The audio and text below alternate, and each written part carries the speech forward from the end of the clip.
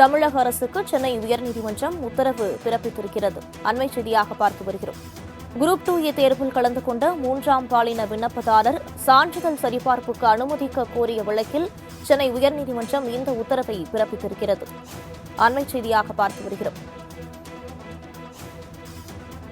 சமூகத்தில் உள்ள அசாதாரணமான வாழ்க்கைக்கு தள்ளப்படுவர் என சென்னை உயர்நீதிமன்ற நீதிபதி அச்சம் தெரிவித்திருக்கிறார்.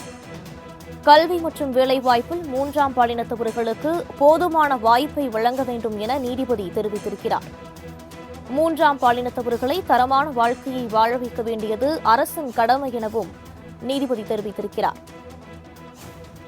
இது தொடர்பான கூடுதல் விவரங்களை வழங்குவதற்காக செய்தியாளர் கிருஷ்ணமூர்த்தி இணைப்பில் இருக்கிறார். வணக்கம் கிருஷ்ணமூர்த்தி, இந்த வழக்கு தொடர்பான முழு விவரங்கள். வணக்கம்.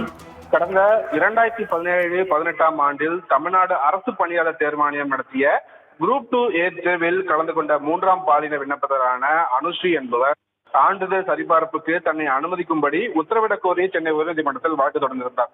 இந்த வழக்கை விசாரித்த நீதிபதி பவானி சுப்பராயன் 3ஆம் பாலினத்தவர்களை சமூக கல்வி ரீதியாக பின்தங்கியவர்கள் என கூறி கல்வி வேலைவாய்ப்பில் அனைத்து விதமான இடஒதுக்கீடு சலுகைகளையும் வழங்க வேண்டும் என உச்சநீதிமன்றம் 2014ஆம் ஆண்டு தீர்ப்பளித்த போதும் மத்திய அரசோ மாநில அரசோ இதுவரை இது சம்பந்தமான விதிகளை வகுக்கவில்லை என கூறி 3ஆம் பாலினத்தவர்களை கல்வி மற்றும் வேலை வாய்ப்புக்கு ஆண்களாகவோ பெண்களாகவோ கருதாமல் தனி பிரிவினராக கருத வேண்டும் என்று தமிழக அரசுக்கு உத்தரவிட்டிருந்தார்கள்.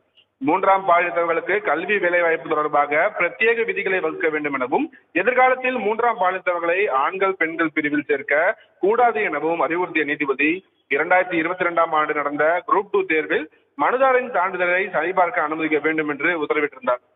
நீதிபதி பவானி சுப்பராயன் தனது தீர்ப்பில் உச்சநீதிமன்ற தீர்ப்பின்படி 3ஆம் பாலினத்தவர்களை சிறப்பு பிரிவினர்களாக கருதியிருந்தால் மனுதாரர் தனது வாழ்க்கையின் வழியை கண்டிருப்பார் எனவும் உரிய வாய்ப்புகள் வழங்க மறுத்ததால் கல்வி தகுதி பெற்ற 3ஆம் பாலினத்தவர்கள் தற்போது சமூகத்தில் உள்ள அசாதாரணமான வாழ்க்கைக்கு தள்ளப்படுவார் என்றும் அச்சம் தெரிவித்திருக்கிறார்.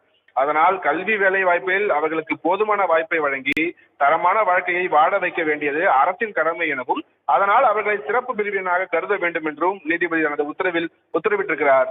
வினிதா, விரிவான விவரங்களுக்கு நன்றி கிருஷ்ணமூர்த்தி.